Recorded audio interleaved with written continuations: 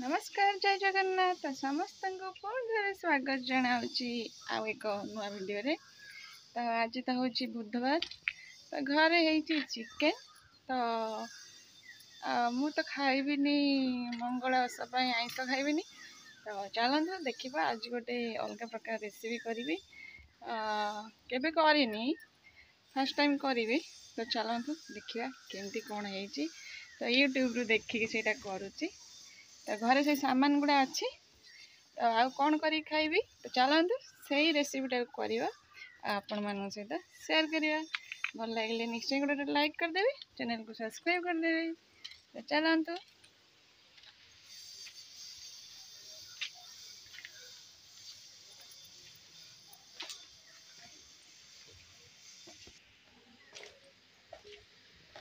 Mona Lisa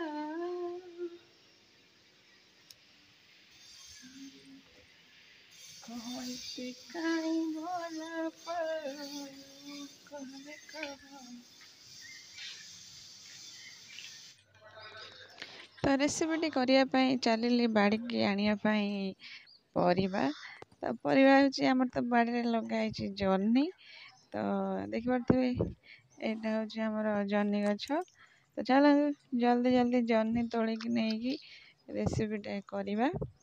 तो journey तो आते गचर ना देखा केतेटा अच्छी जितना मार से नहीं करवा।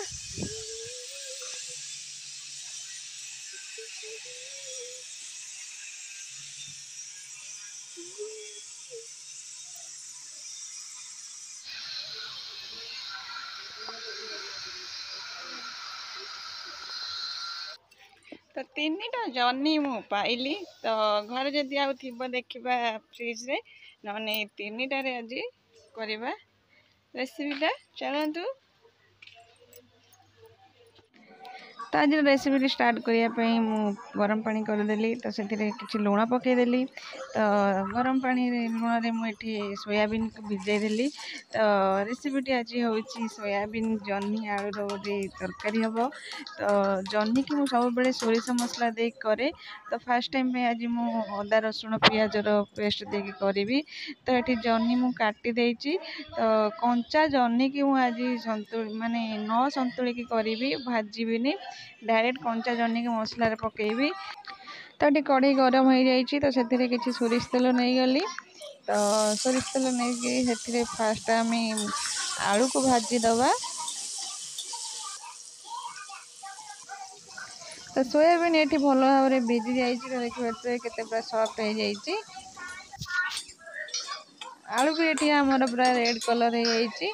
तो ये चलतु सोयाबीन की भाजी दबा।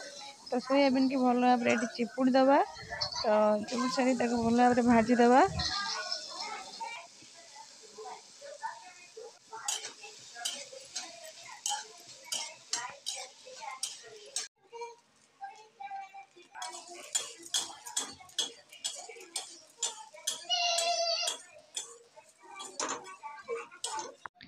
तो सोयाबीन ये आमर भाजिकी पूरा रेडी हो गला।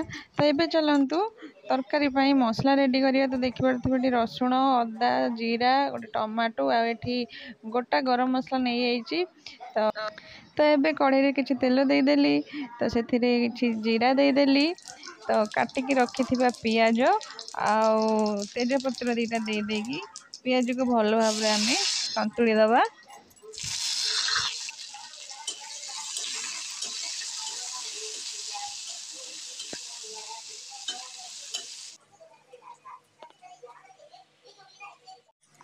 तो पियाज ये आमर भल भाव में भाजी आसला से ग्राइंडिंग कर रखि मसला को देदबा।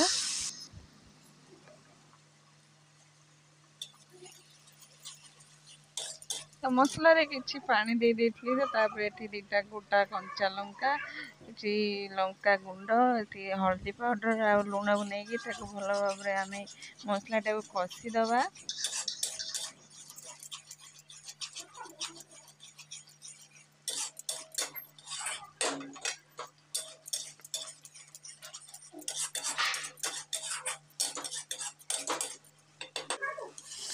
मसला आमर ये भल भाव में कषि सारापर से आम भाजिकी रखि आलू को पकईदबा। तो आलू को पकई ताको भल भाव टिके गोलई दबा। तो से आलू सहित आम काटिकी रखिथिबा जह्नी को पकईदबा। तो देखिपे ये कंचा जह्नी को मु मसला पकईदेली। तो जह्नी रू जहाँ भी हेले तो पानी बाहर। तो से पानीटा सहित मसलाटा भल भाव कषी सारा पानी जह्नी रू भल भाव मरी सारापर तापर से आम पकईबा भाजिकी रखिथिबा सोयाबीन। तो एबे आमे आलू जह्नी आ सोयाबीन सबको मिसईकी भल भाव टिके मसला सहित कषीदबा।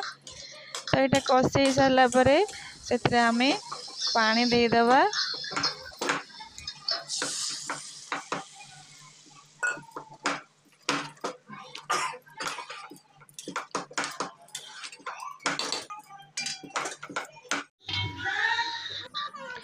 तो तरकारी आमर प्राय हो आसला। तो देखिपे आलू आमर ये सीझी आसला।